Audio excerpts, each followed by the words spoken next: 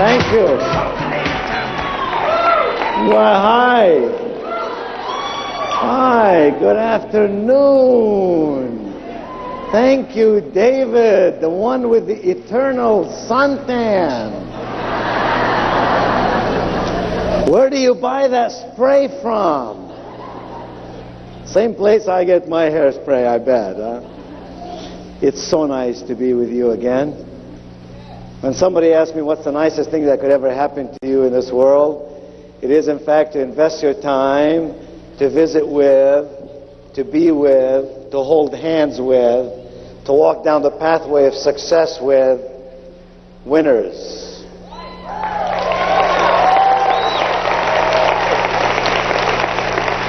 That's what you are. You are winners. And Starlight clearly loves you deeply.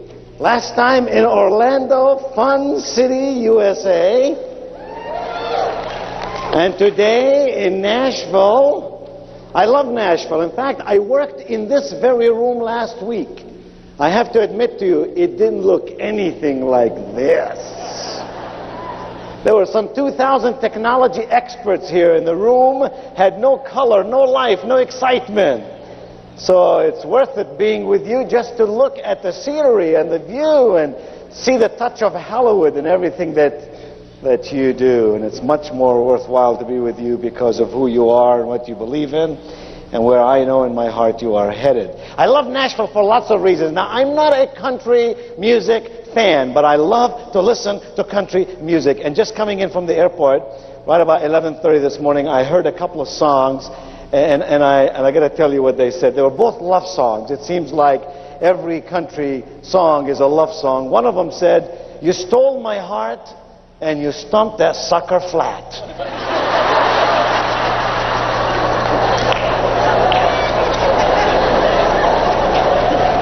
Now, you know, for a Lebanese boy, that doesn't sound like much of a love song to me. And the other song I thought was even greater. It was some woman who was lamenting the fact that her lover had done her in. And she said, "I'm in the gutter now, but if I go back to you, that'll be a step down."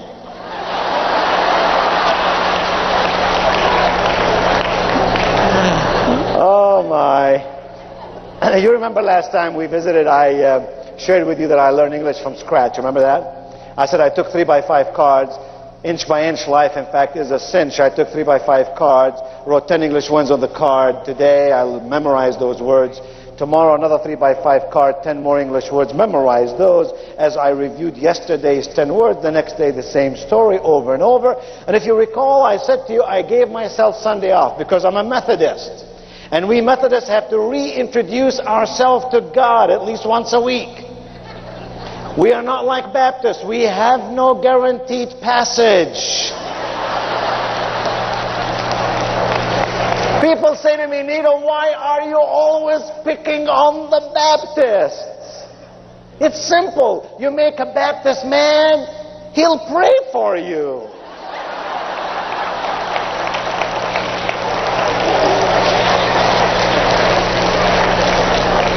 You make a Presbyterian mad, he'll tell you to go to hell. So there you go. You got to pick on the ones that'll be willing to pray for you. Well, I'm very delighted to be with you this afternoon. In the short time that we have together, we have in fact prepared a handout called How to Be a Great Communicator, which incidentally is the title of one of my newest books. It was on the Book of the Month Club selection and Money Magazine's Book of the Month Club selection both this year. One of a dozen books or plus that I've written that are active today. And it's a very, very important subject to me, and I'll tell you why in just a moment. But I'm delighted to be with you here today because when you come in this room, you definitely see Steve Goldberg's touch. 25 years on Hollywood shows, and all the technology here, and all the beauty in the room, and all the excitement on the stage, and all the high-tech, high touch, and people who really want to get real, get well, and help other people get their dreams fulfilled in life because of the products that you sell. When you have great products and you have a great business plan, which is precisely what Starlight International provides for each of us, then you really have it made. And when you live in North America, you are on your way to the finest of banks. So get real, because you're getting well really fast.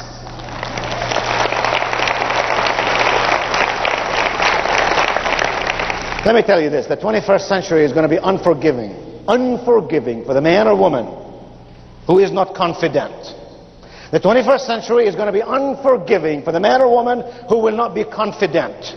It is the confident people in our midst who are going to make life worth living, who are going to achieve their goals, who are going to climb up the ladder of success, who are going to have the kind of downlines other people only talk about, dream about. And the question you ought to be asking here this afternoon in Nashville at this wonderful Opryland Hotel, this incredible Starlight event is this: how do I become confident?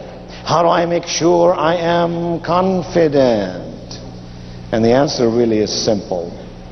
The answer is really, really simple. You see, competence leads us to confidence. I'm not talking about the kind of confidence where it's just rah, rah, rah. You get excited, you holler and scream and stand and run and listen to motivational tapes and smile. All that is wonderful. I do it myself. But it's not enough.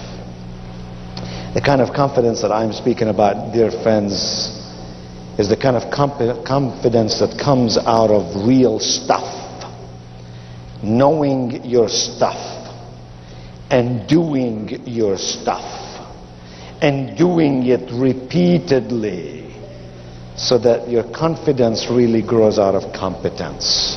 Somehow when you're good at what you do, you feel confident in your life.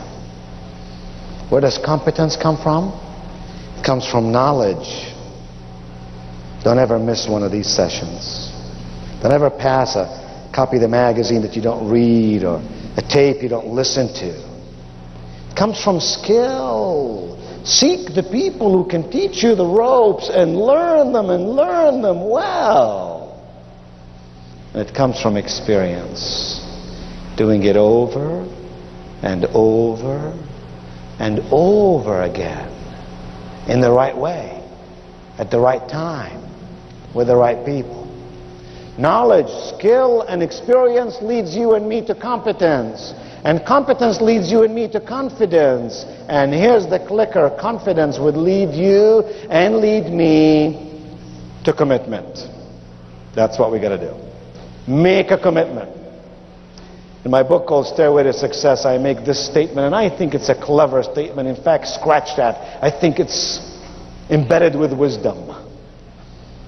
Because here's what the statement said: you make a decision with your brain, but you make a commitment with your heart. And then I will take it to another stage and to another stage. So as you stand up in just a moment, the only sound in this ballroom shall be my sound, just giving you instructions what to do next. Now you may stand up, make as much eye contact with as many people as you can, no words whatsoever, just make eye contact, pleasant, smiling faces. Wonderful. You should be able to make eye contact with a dozen people or so. Move around so you can do that. You've done a good job. Now what I want you to do is to meet as many people as you can around you. Just gently shake their hands, tell them hello, how are you? Try to do that. Go ahead.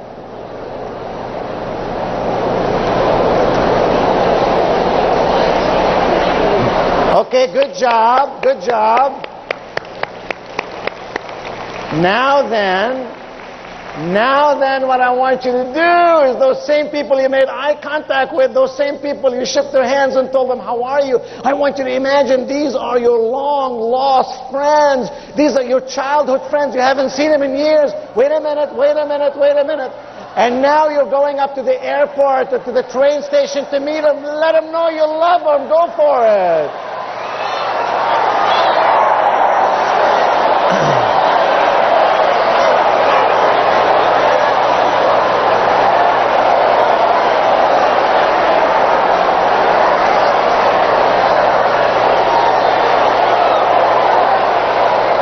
Good job, very good job. Help me clap, that's it.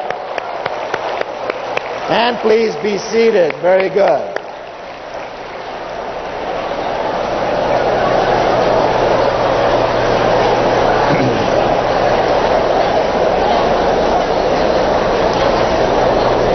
It was nice when you made eye contact. Some of you were falling in love. It was nice when you shook hands with others. But it was really, really good, wasn't it? Well, sure, it's easy for you to say that. You're sitting next to a good-looking dude. In fact, she's the one who begged me to do this exercise, you know. She's been writing me letters ever since Orlando. Do this exercise. Well, you know what happened the third time? We went beyond mere communication, beyond mere words. And what happened was we connected mind and soul and body. The essence of the process of effective communication rarely depends on words or merely eye contact. In fact, it exudes connectiveness. And you know how that feels. You know how it feels when you speak with someone and you walk away and you say, that person and I just sort of connected. There was something that pulled us together. I understood his wishes, his dreams, her aspirations, her fears, and he or she responded to me so magnificently, and we connected. And somehow when we connect with people, we no longer have to sell them anything or sell them on anything. Somehow when we connect with people, they sort of stand in line wanting to get what it is that you and I have in our life, because they too want to feel that way. So really the magic is in our ability to connect, not just to communicate, to persuade, not just to sell. Now I'm going to work you through the workbook. This will be a work session. So if you have your workbook, you should now have it opened up to page number 1. And page number 1 should be titled The 7 P's of Selling. And I hope that you will write some things down. Let me tell you why. The palest ink is better than the most remarkable memory. We remember ideas, but for a short period of time. You got to write them down. I still use 3x5 cards. When I want to change a habit, learn an idea, I put it on a 3x5 card. I carry it with me for 21 days. I look at it 100 times a day. In 21 days, research shows that you and I can adopt new habits, and you and I can learn new stuff. So write it down. Here are the 7 P's of selling. You and I may think of ourselves as salespeople, and indeed we are. Every person with whom you and I come in touch is a salesperson. They sell us on themselves, their ideas, their career, their family. Mothers are salespeople to their children. Husbands are salespeople to their spouses, and so on. So we're all salespeople. You really can't build a great starlight business if you don't understand the premise, the profound premise of how to get people to buy from you. Buy you first, buy your ideas second, buy Starlight products third, and then recruit other people, and the process starts all over again. 7 P's of selling. Your power to persuade plenty of prospects to purchase your product at never a price, heaven forbid, never a price. Anybody can sell anything for a price. This is America. America's built on profit, no beautiful stage. No profit, hamburgers for lunch. No profit, we will not be at Upper Land. It'll be days in all the way. Gotta have profit. Profit is a wonderful word. Your power to persuade plenty of prospects to purchase your product at a profit. And by that I mean not only to recruit enough people to come onto your team, but I also mean selling Starlight products ultimately at retail to customers. That's really what will build the business beyond imagination here, border to border, coast to coast, and countries beyond. If there were an eighth P, by the way, to that definition, what might it be? Somebody guess. Yes, all these are good words. What? Very good. How about the word persistently? Does anything happen in this world if you don't really work at it persistently? Persistently, that's the key. If we're going to make something happen, we're going to make it happen day in, day out. I have a great sales manager friend of mine who lives in my home city of High Point, North Carolina, the furniture capital of the world. Whereas I speak to you today, some 80,000 people have come to our city from over 70 countries around the world. Furniture dealers and such, to see the new furniture so they can sell it to you. Anyway, in my home city of High Point, North Carolina, this great sales manager friend of mine gathers his salespeople every Monday morning and he says, salespeople, this morning and today, when you go out calling on prospects, I don't want you sticking your foot in the door. I want you to stick your head in the door. That way, if the customer slams the door on your neck, you can keep on talking.